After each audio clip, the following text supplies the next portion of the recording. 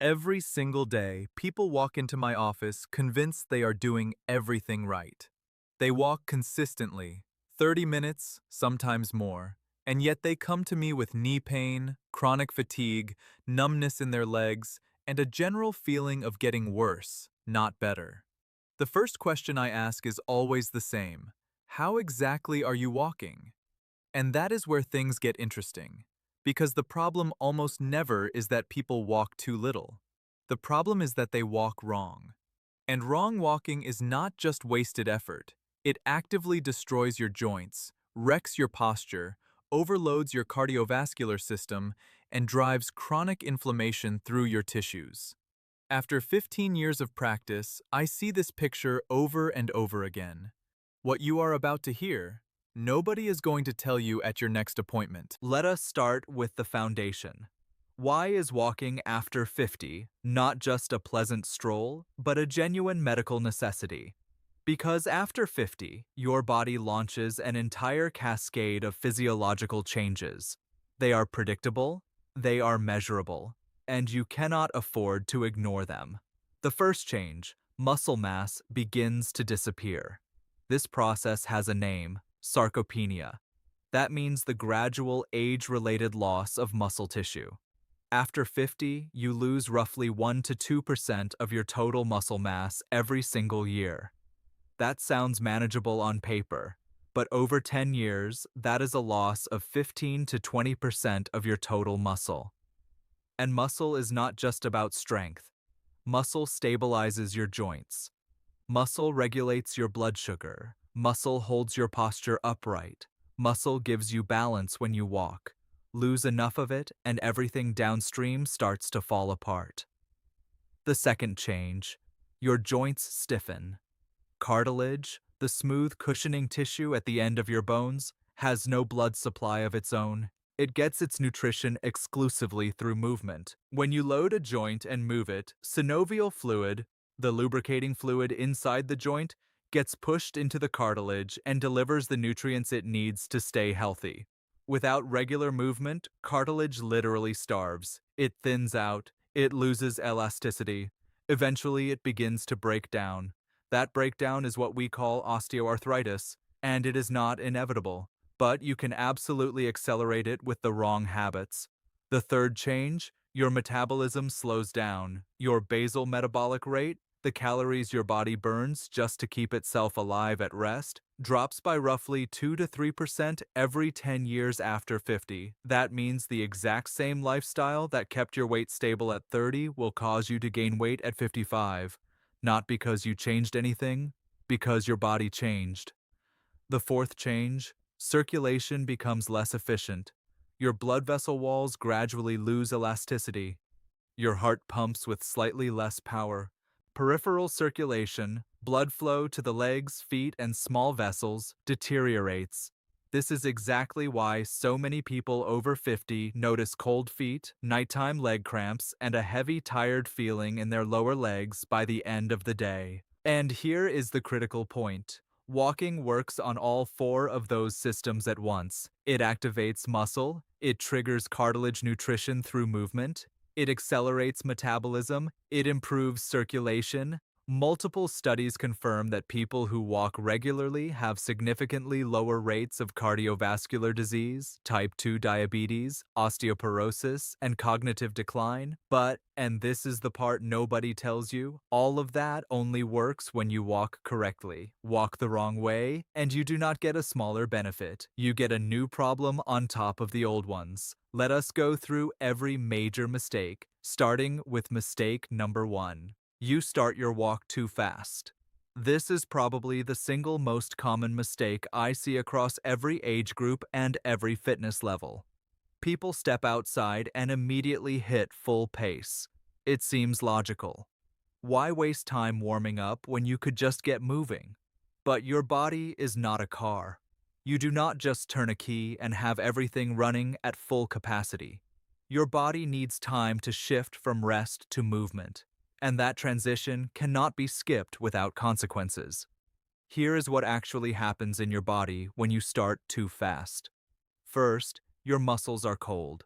The colder muscle fibers are, the less elastic they are. Less elasticity means higher risk of micro tears, tiny microscopic rips in the muscle tissue that individually cause no symptoms but accumulate over time and produce chronic pain syndromes. Second, your joints are not yet lubricated. Synovial fluid pools in certain areas of the joint cavity while you rest. To spread evenly across the entire joint surface and create a protective film between the cartilage surfaces, it needs a few minutes of slow, gradual movement. Start fast and your cartilage is running dry. Third, your cardiovascular system has not adapted. The heart does not like sudden demands. When intensity rises too fast, heart rate spikes and blood pressure jumps more sharply than it needs to. After 50, when your vessels are already less elastic, that sudden spike puts unnecessary stress on the vessel walls. The solution requires zero additional time. Spend the first 3 to 5 minutes of every single walk moving slowly, deliberately slowly, almost leisurely slowly. That is your warm-up. It is not just for athletes, it is for every person who wants to walk without pain. Mistake number 2, wrong posture while walking. Go outside and watch people walk. Most of them are hunched forward, head jutting out, shoulders rounded down and forward, eyes aimed at the ground a few feet ahead. This is not just unattractive, this is a biomechanical catastrophe for your spine and your respiratory system. An adult human head weighs about 11 pounds. When it sits directly over the spine in neutral position, the neck muscles carry exactly that load. But when the head shifts forward by just 1 to 2 inches, the load on the cervical spine increases by roughly 3 times. At 3 to 4 inches of forward shift, the load multiplies 4 to 5 times. That means instead of carrying 11 pounds, your neck and upper back muscles are now holding 45 to 55 pounds continuously. Walk like that for 20 or 30 minutes and you generate chronic muscle tension in the neck, shoulders, and the base of the skull. This is why so many people come home from a walk with a neck ache. It is not a draft, it is not old age, it is posture. The second hit lands on your lungs. When your chest is compressed and your shoulders are rolled forward, your diaphragm, the primary breathing muscle, cannot fully descend. Your lungs cannot fully expand. You breathe shallow using only the top portion of your chest. Your body receives less oxygen than it should. Less oxygen means less energy for your muscles and your brain. You walk for 30 minutes and feel like you walked for an hour. How to fix it? Picture a thin thread attached to the top of your head, pulling you gently upward. Shoulders relaxed, drawn slightly back, not a military stance, just your natural anatomical position. Eyes forward on the horizon, not at the pavement, chin parallel to the ground, chest open. In this position, your lungs work at full capacity, your neck carries no excess load, and your spine distributes weight the way it was designed to. Mistake number 3, the wrong shoes. This is the topic people pay the least attention to. For your joints, there is nothing more important than what sits between your foot and the ground. 2 things happen with age that make footwear critically important. First, the fat pads on the soles of your feet thin out. They existed as natural shock absorbers. Now that natural cushioning is diminished, that means every ground impact travels straight up the chain: ankle, knee, hip, lower back. Second, the muscles and ligaments of the foot weaken with age. The arch of the foot can begin to collapse. Flat foot changes the entire load angle on the knee, shifts the axis of the hip joint, and increases spinal stress. What you need in a walking shoe: first, adequate cushioning in both the heel and the forefoot. Second, arch support. Third, a flexible sole in the front portion. And importantly, if you walk regularly, replace your walking shoes approximately once a year. That is osteoarthritis prevention. Mistake number 4, you walk rarely, but for long distances when you do. This is an extremely common pattern. People are busy during the week, so they take one long walk on the weekend, an hour, sometimes 2. They come home tired, feel virtuous, and consider it their weekly fitness requirement. From a physiological standpoint, this approach is fundamentally wrong. Your body does not respond to isolated bursts of activity. It responds to repeated, consistent signals. Evidence-based medicine is clear on this. 20 to 30 minutes of walking on most days of the week is the minimum effective dose for your cardiovascular system. Not one long Sunday walk, but 5 to 6 shorter walks per week. If you currently walk once a week, start with 3 times. Not necessarily 20 minutes, start with 10. After 2 weeks, add 5 more minutes. Gradual progression here is not weakness, it is strategy. Mistake number 5, your arms are motionless while you walk. Most people either hold their arms stiff at their sides, let them hang, or shove them in their pockets. Walking is not just leg work, it is a whole body cross pattern movement. When your left leg steps forward, your right arm swings forward and vice versa. This pattern distributes the load across your spine symmetrically. When your arms do not move, your spine must compensate for that asymmetry by over-rotating in the lower back region.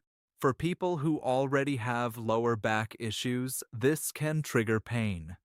How to do it correctly? Bend your elbows slightly, roughly 90 degrees. Allow them to swing forward and back in natural rhythm, opposite to your leg movement.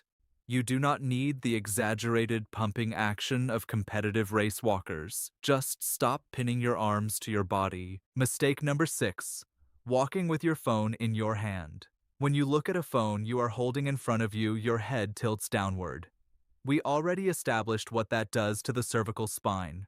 The load on your neck muscles increases 3 to 5 times, your shoulders round forward, your chest compresses. Breathing becomes shallow, then there is safety. After 50, the vestibular system, the balance and orientation system in your inner ear, begins to operate with slightly less precision. This means your brain increasingly relies on visual input to maintain balance while walking. When your eyes are on a screen, you stop seeing uneven pavement, curbs, steps, wet surfaces, sudden drops. The risk of a fall rises substantially. A fall after 50 frequently means a fractured wrist, fractured ribs, or most seriously, a hip fracture. The prevention is as simple as it gets. Put the phone in your pocket. Mistake number 7, ignoring recovery after walking.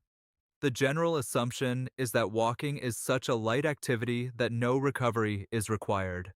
That assumption is wrong. First, water. Muscle tissue is 70 to 75% water. Even mild dehydration, a 1 to 2% reduction in your body's fluid stores, measurably reduces muscle elasticity, slows recovery, and increases the risk of cramping. After a walk, drink a glass of water. Second, stretching. During walking, your muscles work in a shortening mode. They contract repeatedly. Without stretching afterward, they remain slightly shortened after you stop. Over time, this accumulates.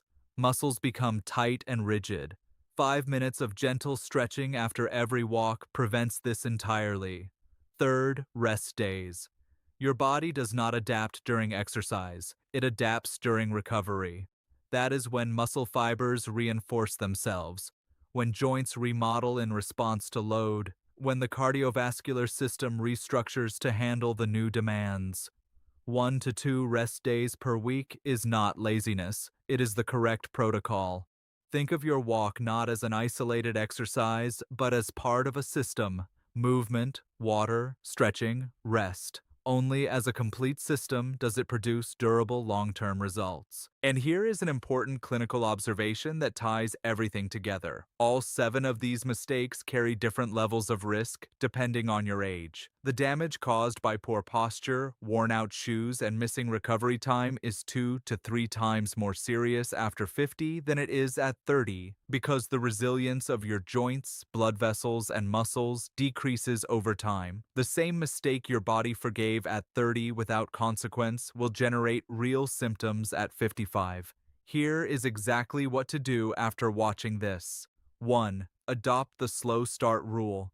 The first 3 to 5 minutes of every walk, slow pace only. No exceptions. This costs you 0 additional time. 2. Check your posture right now. Stand up, straighten your spine, draw your head gently upward, release your shoulders and ease them slightly back. Memorize that feeling. Reproduce it every time you walk out the door. 3. Pick up your walking shoes and look at the soles. If they are unevenly worn, if you have been walking in them for more than a year consistently, it is time to replace them. 4. Stop the one long walk a week habit. 20 to 30 minutes of walking 5 to 6 days a week. That is the target. If that seems like too much right now, start with 3 days. 5. Let your arms move. Bend your elbows, relax your shoulders, and allow your arms to swing in natural rhythm. Take them out of your pockets. 6. Phone goes in your pocket for the entire walk. No exceptions. If you need audio, music, a podcast, use earbuds. 7. After every walk, a glass of water and 5 minutes of stretching. 5 minutes. That is what stands between you and chronic muscle stiffness. Walking is one of the most accessible, safe, and effective tools available for maintaining your health after 50. You do not need a gym. You do not need expensive equipment. You need the right habits and a conscious approach. Small changes in how you walk produce real long-term results for your heart, your joints, your brain, and your overall well-being. I hope this has been helpful. Stay well, and I will see you in the next video.